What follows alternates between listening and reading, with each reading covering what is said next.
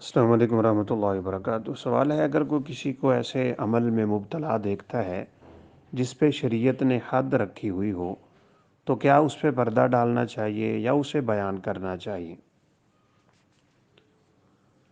لوگوں کے وہ گناہ جو وہ چھپ کے کرتے ہیں، آپ اس سے مطلع ہو جاتے ہیں تو ایسے گناہوں پہ پردہ ڈالنا جائز ہوتا ہے اور اس کی فضیلت بھی ہے۔ لیکن یہ یاد رکھیں، یہ اس شخص کے لیے ہے جو شخص کبھی غلطی سے ایسا کر بیٹھا۔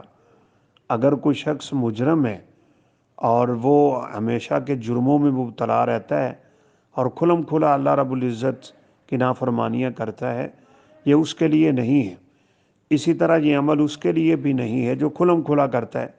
جب اس نے خود ہی پردہ چاک کیا ہوا ہے تو آپ کیوں پردہ رکھیں؟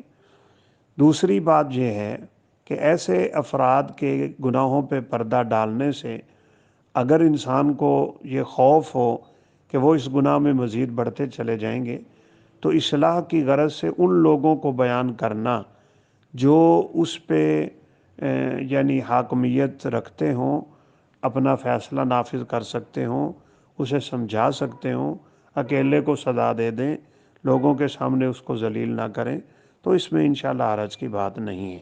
واللہ اعلم۔ السلام علیکم ورحمۃ اللہ وبرکاتہ۔